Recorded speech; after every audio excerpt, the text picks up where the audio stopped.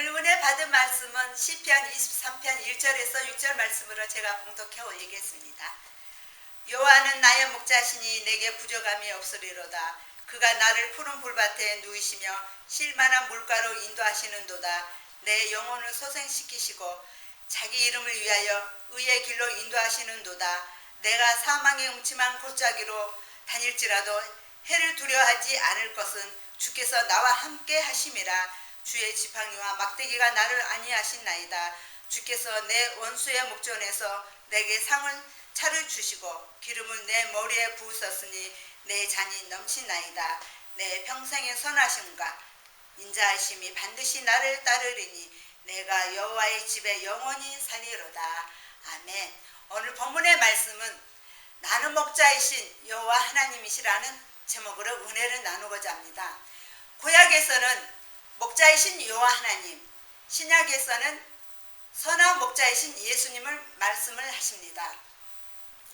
예수님께서 요한복음 10장 14절과 15절의 말씀을 보면은 나는 선한 목자라, 나는 내 양을 알고 양도 나를 아는 것은, 이 말씀을 영적으로 말하자면은 예수님께서 나는 내 양을 안다고 말씀하셨죠. 이 말씀은 하나님께서 이미 택한 자를 말씀을 하신 것 같아요. 제 생각인데요. 또한 택한 자는 하나님의 아들 예수님을 아신다는 것입니다. 그래서 15절의 말씀에 보면은 하나님께서, 아버지께서 나를 아시고 아버지께서 예수님을 아시고 예수님도 하나님 아버지를 아신다는 것입니다. 또한 예수님께서 나는 양을 위하여, 양은 누굽니까? 저와 여러분을 말하는 것입니다.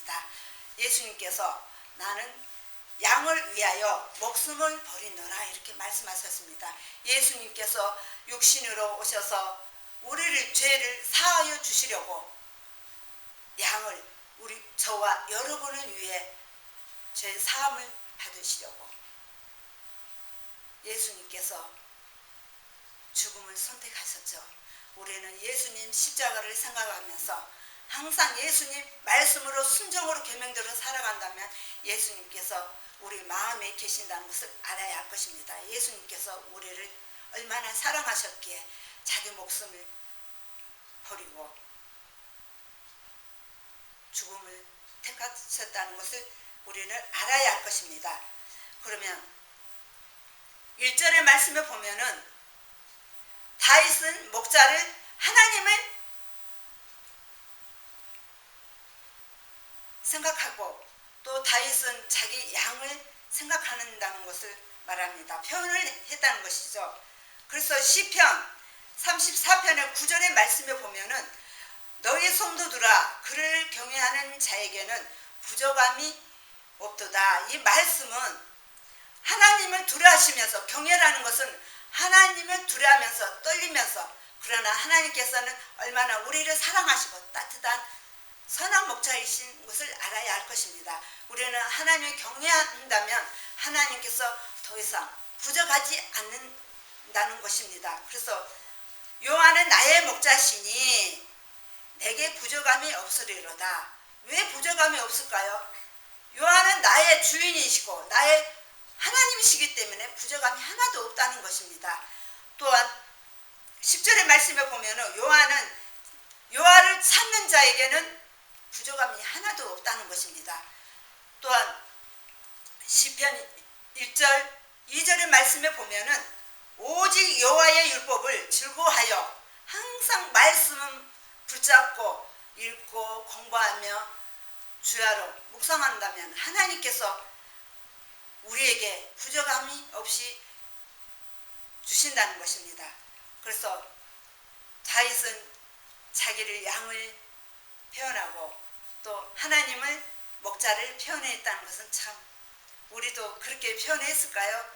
다윗은 하나님께 모든 것을 다 사상권권 다 일러 바치고 상대방이 나를 힘들게 하거나 나의 이간질 한다면 하나님께서 다 일러 바친다는 것. 세상 사람께 바치는 게 아니라 하나님께 바친다는 것입니다. 저와 여러분은 또 다윗처럼 합한 자가 되시기를 바라면서 2절의 말씀에 보면은 그가 나를 푸른 풀밭에 누이시며 쉴만한 물가로 인도하시는도다. 아멘. 그가 누굽니까? 여호와 하나님이시죠. 여호와 하나님께서 나를, 저와 여러분을 푸른 풀밭에 누이시며 쉴만한 물가로 인도하시는도다. 제 생각에는 이제 하나님께서 그동안 세상의 것을 얼마나 힘들게 살아왔고 하나님 말씀대로 순종을 살아왔기 때문에 하나님께서 나를 푸른 풀밭에 또 쉴만한 물가로 인도하신다는 것은 에덴 동산을 말하는 것입니다. 제 생각을 말하는 것입니다. 그래서 하나님께서 그래 딸아 얼마나 수고했지 힘들었지 그러면서 머리 쓰다두면서 에덴 동산에 저를 갔다가, 물론 저와 여러분은 하나님께서 저를 데리고 에덴 동산에 그래 쉬어라, 이제 그동안에 힘들었으니까 이제 더 이상 힘들지 말고 고통받지 말고 나와 함께 쉬면서 나한테 찬송을 부르고 편하게 쉬어라는 것입니다. 그래서 3절의 말씀에 보면은 내 영생을 소생시키시고 자기 이름을 위하여 의의 길로 인도하시는 도다.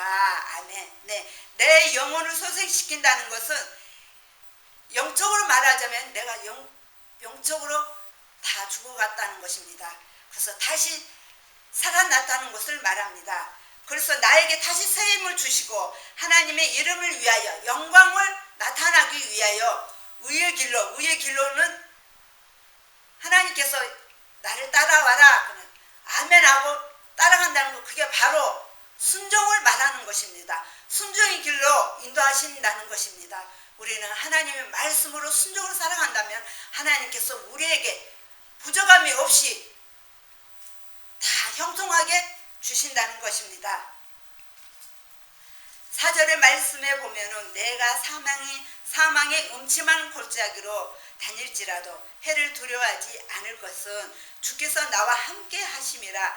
주의 지팡이와 막대기가 나를 안위하신나이다. 이 말씀은 내가 사망의 음침한 골짜기, 영적으로 말하자면 음부라는 것은 지옥불에 말하는 것이고 또 지하나 어디 깊이 숲속이나 그런 위험한 음침한 골짜기를 말하는 것입니다.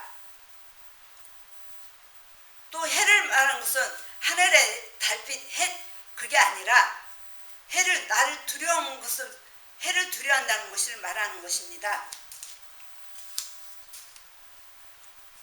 하나님께서 항상 우리와 함께 있으니까 음침한 골짜기라도 해를 두려워하더라도 하나님과 항상 함께 하시니까 두려워할 거 없다는 것입니다.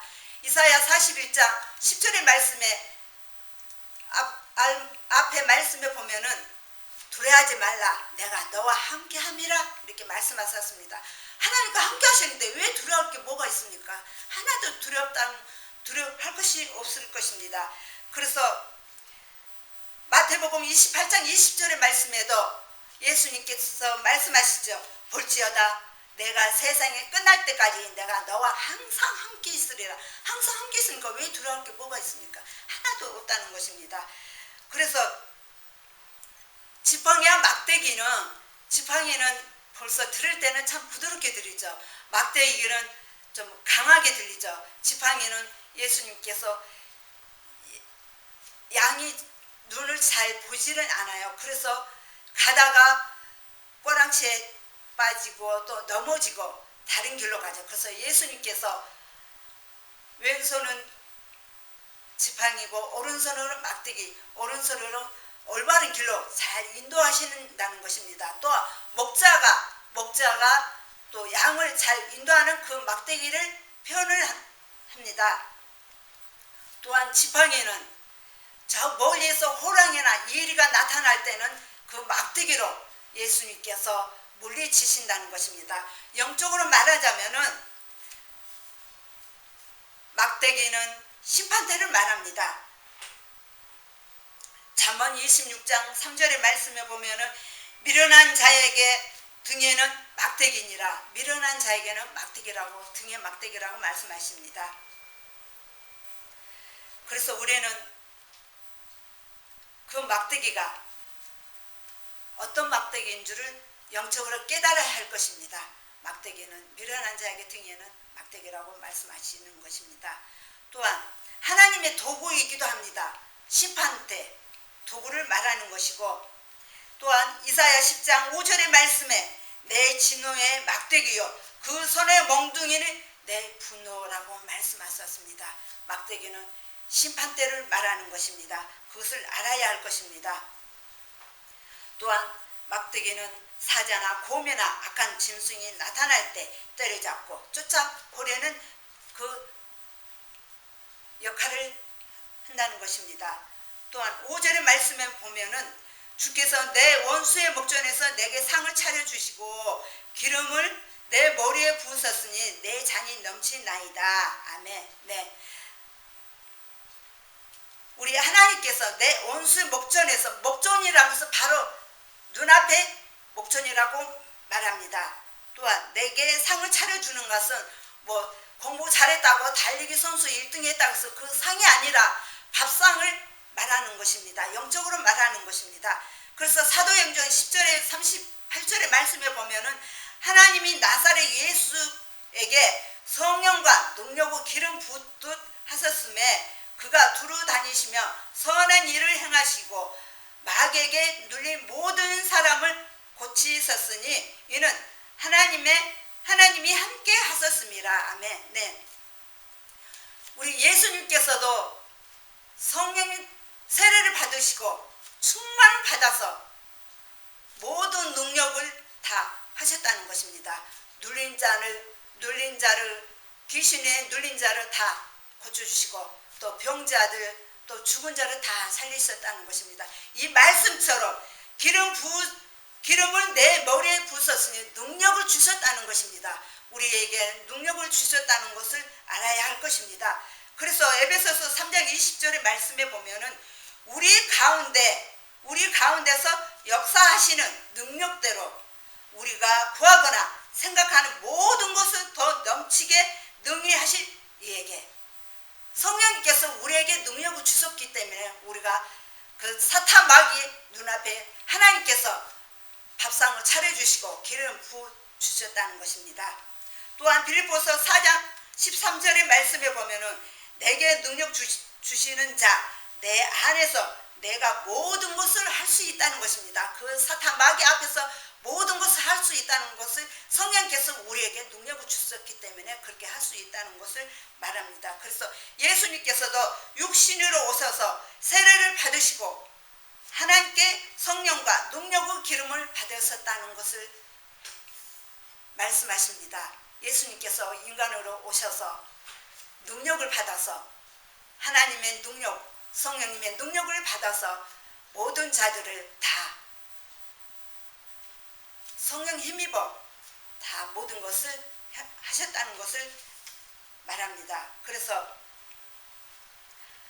6절의 말씀에 보면은 내 평생의 선하심과 인자하심이 반드시 나를 따르리니 내가 여호와의 집에 영원히 살리로다. 아멘. 이 말씀은 내 평생에 내 세상에 사는 날까지 평생에 하나님께서 선하심과 인자하심이 나와 항상 함께 따라다니신다는 것입니다.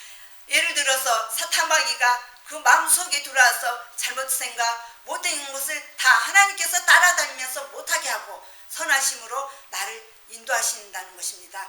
분명히 조금 전에 말씀하듯이 마태복음 28장 20절의 말씀에 내가 세상이 끝날 때까지 저와 여러분에게 항상 함께 하신다고 말씀하셨고 또한 이사야 41장 10절의 말씀에 두려워하지 말라 내가 너와 함께 함이라 내가 너를 도우리라 내가 오른손으로 붙들리라 말씀하셨습니다. 이와 같이 그래서 그때 말씀에 보면은 내가 여호와의 집에 영원히 살리라 하나님께서 나와 항상 이 세상에 사는 날까지 항상 함께 하시니까 당연히 천국에 하나님과 함께 하신다는 것을 말합니다. 그래서 여호와의 선하심과 인자하심이 내가 죽는 날까지 이 세상에 내가 죽는 날까지 나와 항상 함께 하신다는 것을 알아야 할 것이고 틀림없으니 앞으로 여호와의 집에서 여호와의 집이 어디입니까? 천국을 말하죠. 여호와의 집에서 영원히 살 것이라고 다윗은 그렇게 표현을 했다는 것입니다. 물론 저와 여러분도 그렇게 하면 됩니다. 우리는 하나님 하나님께서 없으면 우리는 부족함도 없으시고, 조금 전에 말씀하듯이 우리는 하나님을 경외하면서 두려워하면서 떨리면서 하나님 사랑으로 말씀으로 순종으로 살아간다면 하나님께서 부족함이 없이 넉넉히 풍족하게 형통하게 다 모든 것을 다 해주신다는 것입니다. 그래서 우리는 구약에서는 여호와 하나님, 신약에서는 선한 우리 예수님 목자이신 말씀대로 순종으로 살아간다면 우리 하나님께서 우리에게 세상 사는 날까지 풍족하게 해주신다는 것입니다. 끝으로 하나님께서 염려하지 말라, 세상 사는 날까지 내가 너와 함께함이라, 부족함이 다 주리라. 단 믿음으로 우리는 천국에서 나가시기를 주 예수 이름으로 부탁드리겠습니다. 아멘.